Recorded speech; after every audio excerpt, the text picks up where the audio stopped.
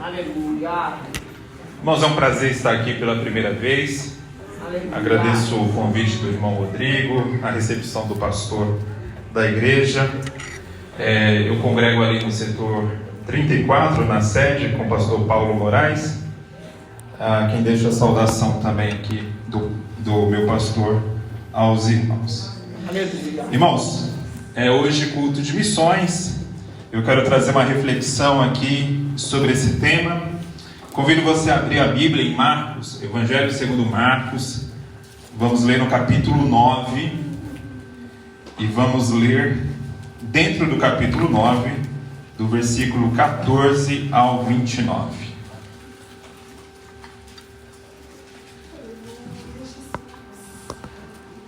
Marcos, capítulo 9, versículos 14 ao 29.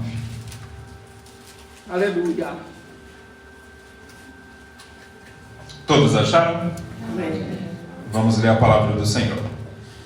E quando se aproximou dos discípulos, viu ao redor deles grande multidão e alguns escribas que disputavam com eles. E logo toda a multidão, vendo-o, ficou espantada, e correndo para ele, os saudaram. E perguntou aos escribas: que é que discutis com eles?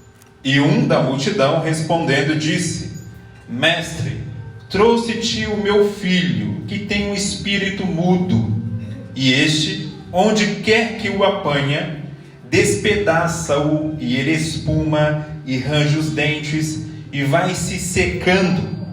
E eu disse aos teus discípulos que o expulsassem, e não puderam. E ele respondendo lhe disse: Ó geração incrédula, até quando estarei convosco? Até quando vos sofrerei ainda? Trazei-mo. E trouxeram-no, e quando ele o viu, logo o espírito o agitou com violência, e caindo endemoniado por terra, revolvia-se espumando. E perguntou ao pai dele: quanto tempo há que lhe sucede isto? E ele lhe disse: desde a infância. E muitas vezes o tem lançado no fogo e na água para o destruir. Mas se tu podes fazer alguma coisa, tem compaixão de nós e ajuda-nos. E Jesus lhe disse: se tu podes crer, tudo é possível que crer. E logo o pai do menino, clamando com lágrimas, disse: eu creio, Senhor, ajuda a minha incredulidade. E Jesus, vendo que a multidão concorria, repreendeu o espírito imundo, dizendo-lhe: espírito mudo e surdo, eu te ordeno, sai dele e não entres mais nele. E ele, clamando e agitando-o com violência, saiu. E ficou o menino como morto, de tal maneira que muitos diziam que estava morto. Mas Jesus, tomando-o pela mão, o ergueu e ele se levantou. E quando entrou em casa, os seus discípulos lhe perguntaram à parte: por que o não podemos nós expulsar? E disse-lhes: esta casta não pode sair com coisa alguma, a não ser com oração e jejum. Amém. Irmãos, estamos aqui diante de uma história conhecida, que está presente nos 3 evangelhos, tanto aqui em Marcos, mas também em Mateus 17 e Lucas capítulo 9, que é a história desse jovem endemoniado, jovem esse que esse espírito produzia nele vários efeitos muito poderosos, inclusive em relação à sua saúde, efeitos esses que tornava a vida daquela criança um verdadeiro inferno. E diz aqui o texto que nós vamos ver no decorrer dele que Jesus liberta essa criança. Mas mais do que um texto sobre um milagre ou sobre um exorcismo, nós temos aqui um texto também sobre missões. O porquê? Ainda no capítulo 9, no capítulo aqui que nós lemos do Evangelho segundo Marcos, nós vemos aqui o momento da transfiguração. E aquele momento glorioso da transfiguração, que aconteceu numa montanha, Jesus estava ali com Pedro, Tiago e João. E naquele momento, onde literalmente o céu se colocou na terra, Jesus inclusive esteve ali e apareceu junto a Jesus Elias e Moisés. Elias, um grande profeta, um bom representante do que foi o profetismo ou o movimento profético do Antigo Testamento, e Moisés como aquele representante da lei, como aquele a quem Deus usou na antiga aliança para apresentar a Israel a lei. E nós temos esse momento ali glorioso da transfiguração, onde Jesus fica cercado de uma luz branca, onde inclusive se ouve uma voz do céu, a voz do próprio Deus dizendo: "Este é meu filho amado, a ele ouvi". Então ali tem um momento muito glorioso, um momento de muita glória. E aí diz o texto bíblico que aquele momento uma hora acaba. E aí Jesus desce do monte. E quando Jesus desce do monte, lembre-se que subiu a ele, ou subiu com ele, apenas 3 discípulos: Tiago, João e Pedro. Então ficaram 9. Lá embaixo, lá no vale, havia 9 discípulos. E diz o texto que quando se aproximou dos discípulos, versículo 14, viu ao redor deles grande multidão. Vamos lembrar, irmãos, que no início da caminhada de Cristo com os discípulos, Jesus tinha dado a eles poder, inclusive, para expulsar os demônios. E nós vemos aqui que no momento que Jesus deixa-os sozinhos, no momento que eles deveriam, de alguma forma, se virar, fazer algo em torno do reino de Deus, produzir algo positivo para o reino de Deus, naquele primeiro momento que eles poderiam dar o seu primeiro passo em direção a concretizar os valores que Jesus havia ensinado, eles falharam. Na primeira oportunidade, eles falharam. E Jesus desce ali da montanha, vai em direção ao vale, e de repente Jesus vê aquela multidão, um monte de gente cercando os discípulos, e aquela confusão. O que havia ali era um debate entre os escribas e os discípulos de Jesus. E ali havia uma criança necessitada de uma libertação, e os discípulos impossibilitados de libertar essa criança, e eles estavam ali em um debate. Eles estavam ali travando uma discussão. Isso é muito interessante da gente pensar do ponto de vista da missão da igreja. O quanto que a igreja, isso aqui é um tanto simbólico do momento ali do nascimento da igreja, onde já havia esse problema. Uma igreja que tem uma missão a cumprir, uma missão a continuar do ministério de Jesus, mas diante da necessidade ela perde tempo disputando, ela perde tempo debatendo, ela perde tempo tentando achar quem tem a razão ou quem não tem a razão. E aí é uma coisa complicadíssima que nós também vivemos hoje. Muitas vezes nós temos um chamado, nós temos um propósito a cumprir, e todos nós temos, mas muitas vezes nós não temos o devido senso de prioridade em relação ao reino de Deus, em relação àquilo que nós devemos nesse momento fazer. Nesse momento, qual é a prioridade da minha vida como parte da igreja? Ou qual é a prioridade da igreja como um corpo coletivo de crentes? Quando nós falamos como a sua missão. A missão da igreja não é a política. A missão da igreja não é o poder. A missão da igreja não é se colocar socialmente relevante. A missão da igreja é ganhar pessoas para Cristo. E essa é uma ideia muito básica, mas o óbvio muitas vezes precisa ser relembrado, irmãos, porque nós vivemos um tempo onde as prioridades muitas vezes não são essas. As prioridades não são essas em relação à missão que Cristo colocou para nós. E essa missão, e aqui eu estou pensando, nós como igreja, nós temos uma prioridade. E a prioridade sempre é apresentar Cristo como o nosso único e suficiente Salvador e Senhor. Aleluia. Único e suficiente Salvador e Senhor. Que frase simples, mas que revela uma poderosa mensagem, irmãos. Glória a Deus. Que nós temos um só Senhor. Louvado seja o nome E se Ele é Senhor, nós somos servos. E Ele também se apresenta a nós como Salvador. E aí, diz o texto, viu ao redor deles grande multidão e alguns escribas que disputavam com os discípulos, com os 9 que ali ficaram. E logo toda a multidão, vendo-o, ficou espantada. Olha que interessante isso. Quando Jesus, ele desce do monte da transfiguração, e chega ali vendo aquela multidão disputando, debatendo, vendo quem tem razão ou quem não tem razão. Diz o texto que a multidão que ali estava debatendo olha para Jesus e fica espantada, fica maravilhada.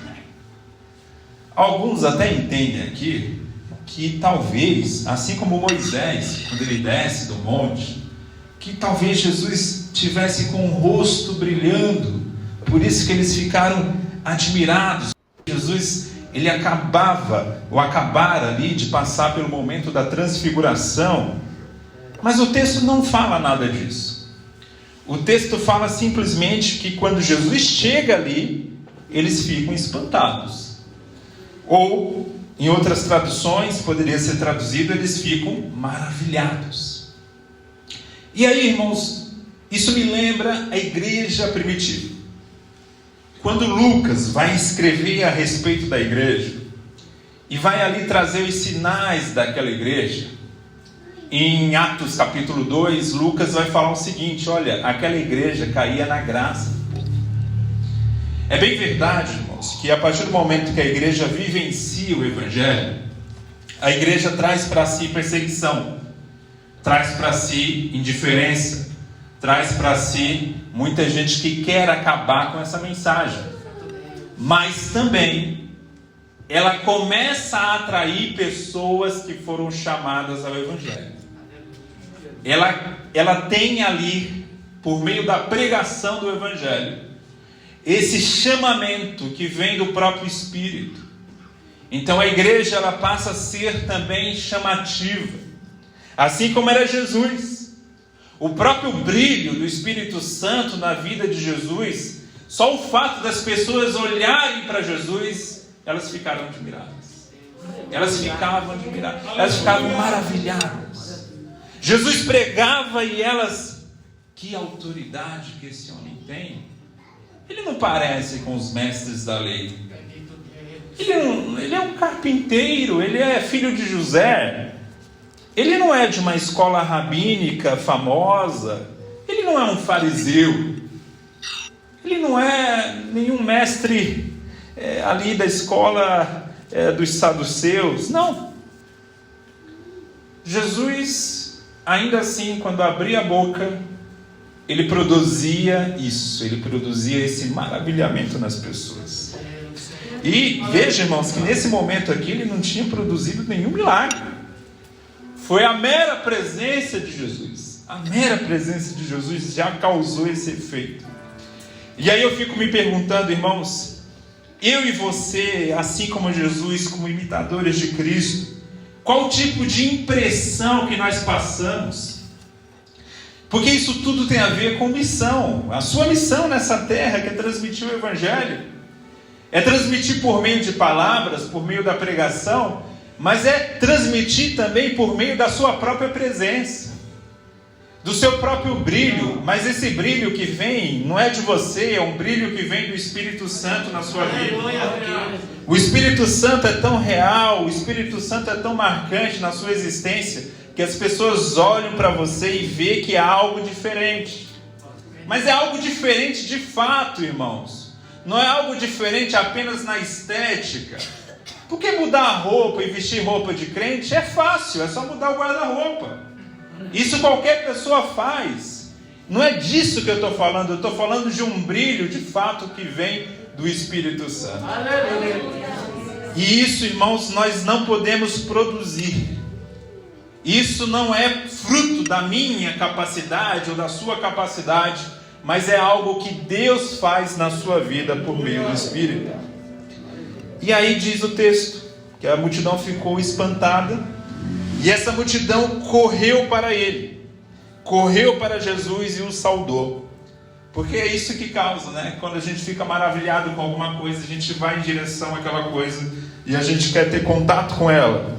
E essa multidão fez isso. E aí, naquele momento, diz o versículo 16, Jesus pergunta aos escribas que estavam debatendo com os discípulos: que é que discutis com eles? Jesus queria saber qual era o motivo do debate. E aí, antes de alguém responder, diz o texto, versículo 17, e um da multidão respondendo disse: Mestre, trouxe-te o meu filho que tem um espírito mudo, e este, onde quer que o apanha, despedaça-o, e ele espuma e range os dentes e vai se secando.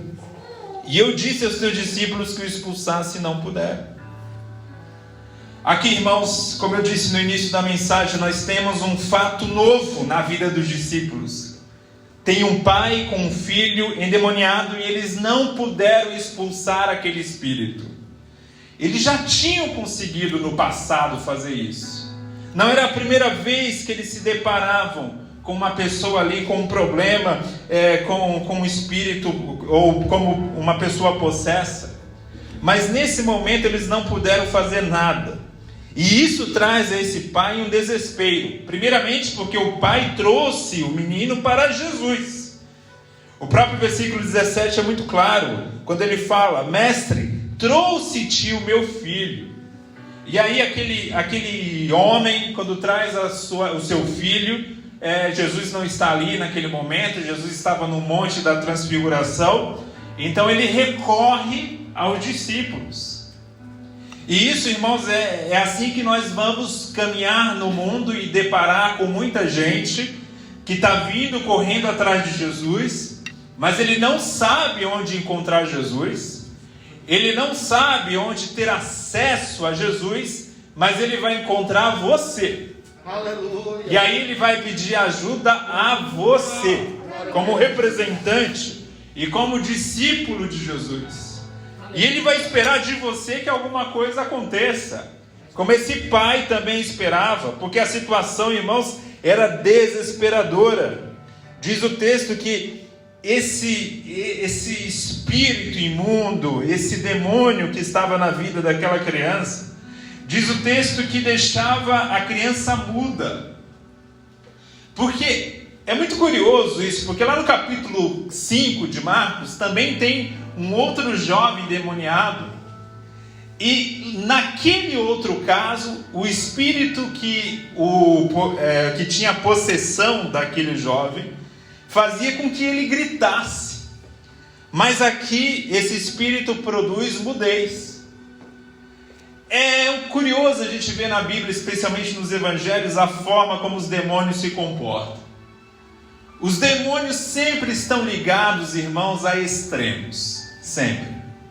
Ou a pessoa passa a gritar demais, ou a pessoa passa a ter ali uma fala extremamente exagerada, extremamente uma gritaria sem fim, ou ele é mudo. Ou vai para o outro extremo, ele não pode agora ter uma comunicação com o pai, ele não pode ter uma comunicação com a sociedade, é uma criança isolada porque ela não consegue falar. O fato é que no processo autodestrutivo da possessão, o demônio vai levar aquela pessoa a ela ter uma experiência naquela vida totalmente distorcida do que se espera da normalidade. E isso vai produzir muito sofrimento. E diz o texto, o versículo 18, que onde quer que o espírito o apanhava, despedaça-o, e ele espuma. Literalmente o texto está falando, olha, esse espírito quebra essa criança, e ele fica espumando, ele fica rangendo os dentes, ele vai se secando. Que coisa horrível, irmãos. Como eu falei, literalmente esse jovem estava vivendo aqui o inferno. ele estava rangindo os dentes, que é uma imagem do inferno. É uma imagem que a Bíblia usa do inferno. E aí ele fala: e eu disse aos teus discípulos que o expulsasse e não puderam. E aí Jesus fala, e ele respondendo disse-lhe: ó geração incrédula, até quando estarei convosco? Até quando vos sofrerei ainda? Jesus fica nervoso aqui. E aí a gente tem que pensar, por que Jesus fica nervoso, né? Porque é óbvio, irmãos. Você está ali na presença de Deus. Deus confirmando você como filho amado. Deus confirmando que as pessoas deveriam ouvi-lo, porque você é o Messias. E ali tendo aquela experiência maravilhosa da transfiguração, vendo Elias, vendo Moisés. Aí quando sai daquela presença maravilhosa ali, desce a montanha, primeira coisa que vê é confusão. É um garoto endemoniado, discípulos impotentes, discípulos que ficam debatendo em vez de resolver o problema. E aí Jesus fala: ó geração incrédula, até quando estarei convosco? Jesus aqui está lembrando também a eles: um dia eu vou embora. Um dia eu não estarei aqui. Um dia vocês vão precisar vivenciar esse evangelho, vivenciar essa obra sozinhos, sem a minha presença física. É claro que Jesus nos deixou o Espírito Santo como seu substituto. É claro que o Senhor nos fortalece, sem Ele nada nós podemos fazer. Mas Jesus está lembrando aqui, ó, vai chegar um momento que eu não vou estar mais presencialmente com vocês. Até quando? Isso é uma lição também para a gente, irmãos. Quando nós precisamos fazer a obra do Senhor, não dá o tempo todo de ficar esperando que a situação inicial seja repetida para sempre, ou seja, no sentido de que a facilidade do início vai permanecer. Não, irmãos, a caminhada cristã, ela vai ficando mais árdua no decorrer da caminhada. Muita gente pensa assim: não, quando eu tiver muito tempo de crente, a minha caminhada vai ficar mais fácil. Não, irmãos, é o contrário. O desafio de servir ao Senhor, conforme a caminhada vai avançando, ele só fica ainda maior.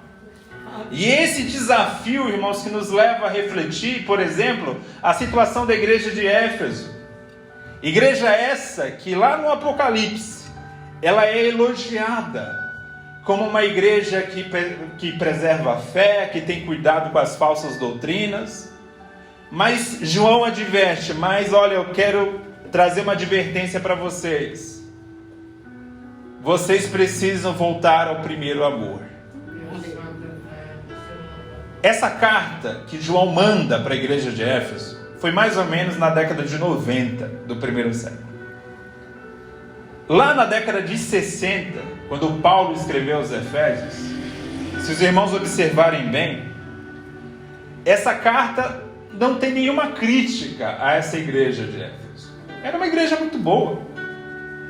Lá na década de 60, quando Paulo escreve para ela, essa igreja era uma igreja excelente, muito diferente da igreja de Corinto, muito diferente da igreja da Galácia. Era uma igreja boa. 30 anos depois, quando João escreve essa igreja, João já tem que advertir: vocês precisam voltar ao primeiro amor. Vocês continuam sendo uma boa igreja, mas vocês precisam voltar ao primeiro amor. Alguns anos depois, irmãos, essa igreja deixou de existir. Hoje não existe mais a igreja de Éfeso. Desde o século III não existe mais a igreja de Éfeso. Muitas vezes a gente não percebe que na nossa caminhada cristã, a gente pode ir caindo aos poucos. Não é uma queda que chama a atenção. Não é uma queda que faz muito barulho. É uma queda gradual. É uma queda quieta. E essa é a mais perigosa. Essa é a mais perigosa, irmãos. Nós temos que pedir diariamente ao Senhor: Senhor, tenha misericórdia de nós. Senhor, me ajude a caminhar contigo para sempre. Me ajude, Senhor, a não só começar bem, mas a terminar bem. Porque esse é o desafio maior. E aí, irmãos, eu fico pensando, nossa, a gente se depara, quanto mais a gente vive no Evangelho, a gente vai ouvindo histórias, vai ouvindo escândalos, vai ouvindo tanta coisa. E aí a gente fica pensando, meu Deus, como que alguém pode chegar à situação de vivenciar o pecado de uma forma tão grave e ainda assim está ali na igreja, está exercendo o ministério? O fato é, irmãos, que todos nós estamos sujeitos a esse tipo de coisa, porque a coisa mais fácil do mundo, é viver uma vida dupla. É muito fácil. Essa vida de auto-engano, onde você vive uma experiência na igreja e outra experiência fora da igreja. Esse tipo de vivência é muito fácil. E é por isso que o Senhor, Ele quer nos chamar a atenção. E Ele chama por meio da palavra. Ele chama para que a gente reflita. Ele chama para que a gente faça um autoexame constantemente. Qual é a situação que eu tenho vivido a minha vida e a minha existência? E aqui os discípulos, eles receberam esse choque do Senhor. Jesus é duro aqui. Ele fala, ó geração incrédula. Ó geração incrédula. Jesus tinha deixado de fazer milagres em algumas cidades porque o povo não acreditava. Isso mostra os evangelhos. Jesus não opera onde há incredulidade. Veja, não é que Jesus não tem poder, ou que o poder dele dependa da nossa fé. Não. Deus não é poderoso porque eu tenho muita fé. Não, Deus não precisa de mim para ser poderoso. Mas a minha incredulidade impede o agir de Deus. É isso que Jesus quer relembrar os discípulos. Olha, geração incrédula, essa sua incredulidade impede que Deus age. Meu Deus. E aí versículo 20 diz, e trouxeram-lhe, e quando ele o viu, logo o espírito o agitou com violência. Irmãos, volto a repetir, onde Jesus está, ele causa impressões maravilhosas. Aleluia. E aí quando Jesus se aproxima do espírito imundo, aleluia, por ser maravilhoso, por ser a essência de todo o bem, o mal, que é o espírito imundo, ele se agita com violência. É isso que acontece também na nossa vida, irmãos. Quando nós estamos cheios do Espírito Santo, as pessoas que são chamadas pelo Espírito, elas ficam maravilhadas. As que não são, as que são instrumentos de Satanás, elas ficam agitadas com violência. O fato é que ninguém fica indiferente ao agir de Deus. Ninguém fica indiferente à presença de Jesus.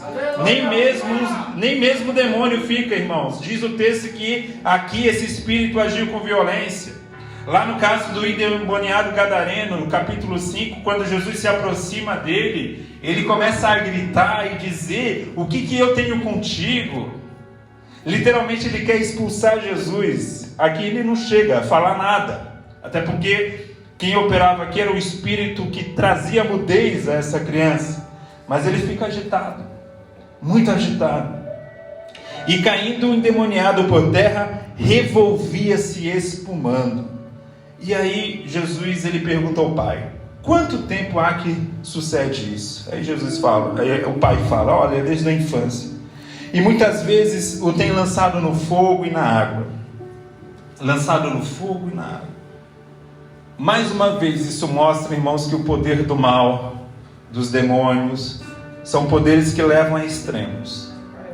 Quando não tenta matar com a água, tenta matar com o fogo. E aí a gente deve refletir sobre isso sempre. Tomar muito cuidado com isso. Muitas vezes a pessoa, ela começa a ter uma vida influenciada por espíritos malignos. Lembrando sempre que o crente jamais fica possesso. Jamais um crente em Jesus fica possesso.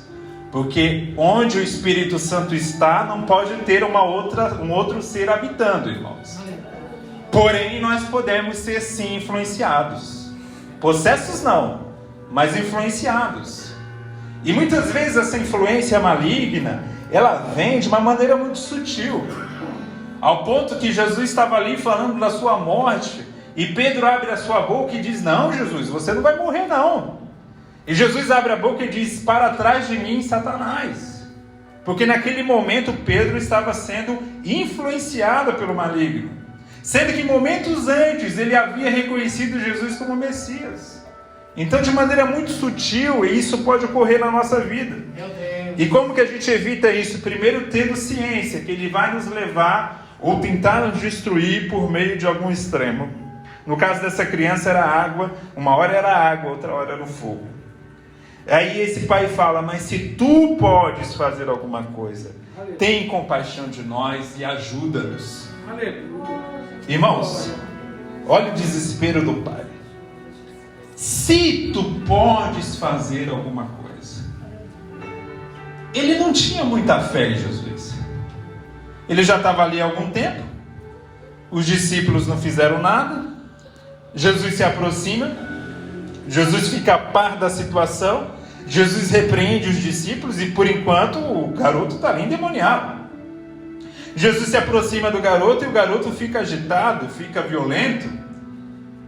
E aí o pai, ele fala: Senhor, se tu podes fazer alguma coisa, por favor, faça. Por favor, nos ajude. E Jesus disse, versículo 23, se tu podes crer, tudo é possível que crê. Irmãos, o pai chega para Jesus e fala: Jesus, se tu podes. E Jesus joga para ele de volta. Não é se eu posso, é se você pode crer. É diferente. É diferente. Poder, eu posso. Estamos aqui diante de Jesus, o Todo-Poderoso. Poder, ele pode. A questão é se eu posso ter um pouco de fé. Se eu posso acreditar. Porque se eu posso acreditar, tudo é possível ao que crer. Amém, Deus. Aleluia. Então é isso que Jesus joga para o pai daquele garoto. E eu acho uma das passagens mais bonitas da Bíblia, irmãos, é o versículo 24. E diz o texto que logo o pai do menino, clamando, aqui no grego está, ele fala em alta voz, clamando, com lágrimas, ele diz: Senhor, eu creio, mas me ajuda na minha incredulidade. Deus eterno. Eu creio, mas eu não creio. Eu estou acreditando, mas o meu coração tem dúvidas. Senhor, eu creio, mas eu tenho dúvida. Papai do céu. Veja, irmãos, o problema desse pai, diferente do problema dos discípulos, é que ele tem pouca fé. Mas ele não era incrédulo. Há uma diferença. A incredulidade é a ausência completa de fé. Agora, a pouca fé, sobre pouca fé, Deus pode operar. Deus não exige de você uma fé perfeita para operar. Se a fé for do tamanho de um grão de mostarda, já é suficiente para remover uma montanha. Aleluia. A questão aqui é que esse pai, ele tinha uma fé cambaleante, mas ele tinha um pouco de fé. E era fé suficiente para ele dizer: Senhor, eu creio, mas me ajuda a superar a minha incredulidade. Eu acho isso maravilhoso. Certa vez eu estava conversando com uma pessoa, e essa pessoa falou para mim: olha, eu estou numa crise de fé. Eu estou numa crise de fé, eu acredito que Deus não existe. Ela falou isso. Na hora que ela falou isso para mim, uma pessoa, um crente, né? Uma pessoa que vive há anos na igreja, falar isso para mim, eu nem sabia o que responder. Aí essa pessoa pensou um pouquinho mais e falou: não é que eu não creio que Deus existe. Na verdade, até creio que Deus existe, mas eu não creio que Jesus me ama. Ou seja, eu estava numa confusão mental muito grande. E aí eu, sem saber o que falar, eu falei: olha, mesmo que você não acredite que Deus o ama, Deus o ama. Mesmo que você não acredite. E aí depois, irmãos, pouco tempo eu vejo aquela mesma pessoa, mesmo nessa situação, de joelhos orando. E aí, quando eu estava lendo essa semana esse texto para pregar essa noite, eu lembrei disso. Meu Deus, uma pessoa com crise de fé, mas que minutos depois dobra os joelhos para orar. Essa pessoa tem pouca fé, mas é uma fé suficiente para Deus operar na vida dela. Aleluia. Porque eu fico me perguntando, se eu tivesse tanta dúvida como aquela pessoa, será que eu ainda teria forças para me colocar de joelhos? Essa é a questão. Então, muitas vezes, pessoas assim, que têm dúvida, têm confusão mental, assim, não sabem o que está ocorrendo na vida, mas tem um pouco de fé ainda ali. Uma fé que resta, uma fé que o segura, uma fé que o salva. Então, irmãos, é isso que nós vemos aqui nesse texto. Esse pai tinha pouca fé, mas era uma fé suficiente para mudar o quadro do seu filho. E diz o versículo 25 que Jesus, vendo que a multidão concorria, dá a entender o texto que tinha uma outra multidão. Jesus estava ali, já tinha uma multidão ali, e de repente vem mais uma multidão ali correndo para a direção de Jesus. E Jesus, não, vou operar logo, né? Vou fazer logo essa obra antes que essa multidão chegue. E aí Jesus foi e repreendeu o espírito imundo, dizendo: espírito mudo e surdo, eu te ordeno, sai dele e não entres nunca mais, e não entres mais nele. Jesus dá essa ordem. E diz o texto que ele, clamando e agitando-se com violência, saiu e ficou o menino como morto. E esse texto é muito bonito também, porque diz o texto que quando o espírito imundo sai daquele garoto, há primeiramente uma agitação, uma violência muito grande, e depois ele fica como morto. De tal maneira que muitos diziam: não, ele está morto. Versículo 27 diz: mas Jesus, tomando-o pela mão, o ergueu e ele se levantou. Olha os verbos aqui, irmãos: tomar, erguer e levantar. São verbos da ressurreição. Ressurreição. Mesmo os verbos usados em 1 Coríntios capítulo 15 para falar da ressurreição de Jesus. Jesus, ele literalmente ressuscita espiritualmente aquele garoto. E a lembrança da ressurreição de Cristo, irmãos, em todo domingo, porque foi num domingo de manhã que Maria Madalena e a outra Maria viu Jesus ressuscitado, que os discípulos de Jesus viram Jesus ressuscitado. Todo domingo é uma lembrança da ressurreição. E a ressurreição é mais do que trazer da morte para a vida. A ressurreição também é a ideia de restauração. E é o que nós temos aqui. É um garoto agora restaurado. É um garoto que nunca mais ia ter esse problema de mudez, de surdez, esse problema de agitação, porque o Senhor havia libertado. E diz o texto que os discípulos, versículo 28, eles queriam saber, Senhor, por que nós não pudemos expulsar esse demônio? Por que a gente não conseguiu? Aí Jesus fala: esta casta não pode sair com outra coisa a não ser com oração e jejum. Em algumas traduções só traz até oração, não tem a palavra jejum, porque nos manuscritos mais antigos não tinha a palavra jejum. Mas o fato é que Jesus fala: o foco aqui é oração. Olha, tem casta que não vai sair a não ser por meio da oração. O que Jesus quer dizer aqui? O que Jesus queria ensinar a eles? Oração não é palavra mágica. Oração não é acessar ou abrir uma caixa celestial porque eu falei as palavras corretas. Isso aí, irmãos, é paganismo. Isso é feitiçaria. Oração é comunhão. Aleluia. Oração é diálogo com Deus. Oração é comunicação com o Senhor. É uma ligação estreita com Deus por meio de palavras. Mas oração é uma continuidade da comunhão. Muito provavelmente, e é isso que Jesus quer mostrar a esses discípulos, eles não conseguiram expulsar esse demônio porque eles estavam confiantes em si mesmos. Eles já tinham conseguido expulsar no passado. Era mais uma tarefa. Era mais uma função, era mais uma pessoa que eles iam conseguir. E aí, de repente, eles não conseguem. Faltava a eles a confiança em quem deveria confiar.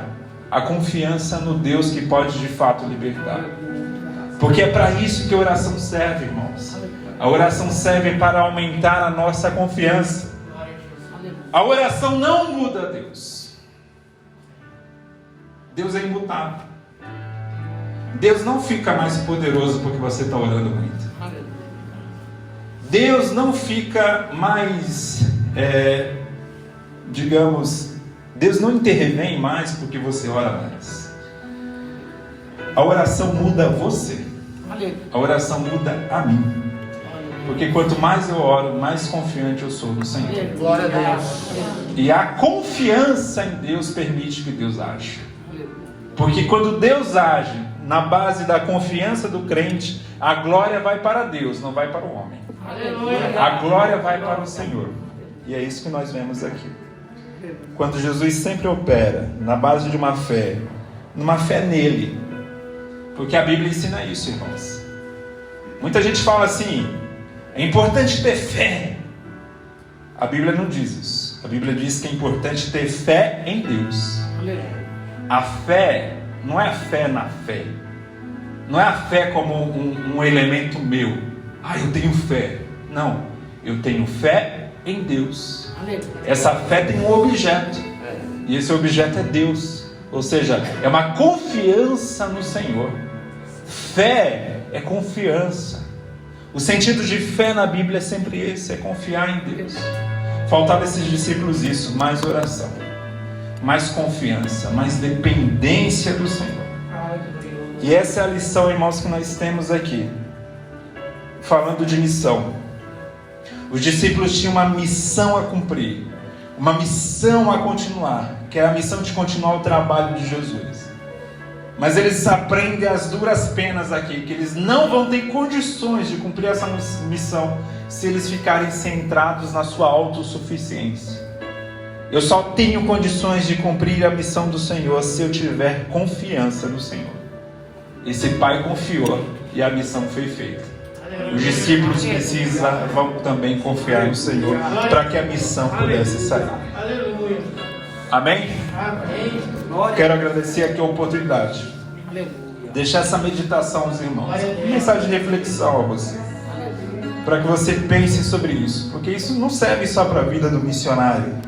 Isso serve para mim e para a sua vida. Porque todos nós temos pequenas missões a fazer. Talvez o Senhor não te chamou para ganhar Angola, para ganhar o Amazonas. Mas talvez Jesus chamou você para ganhar o seu primo. Ou para ganhar o seu irmão de sangue. E essa é uma missão poderosa. É uma missão muito grande. Porque diz o texto bíblico que quando um pecador se arrepende, há festa no céu. Então, quando você ganha uma alma para Cristo, você causa uma celebração no céu. Então não é pouca coisa. Agradeço a oportunidade em nome de Jesus. Glória a Deus. Aleluia. Bendito o nome do Senhor. Louvado seja o nome de Jesus. Quantos podem glorificar a Deus por isso? Glória a Deus.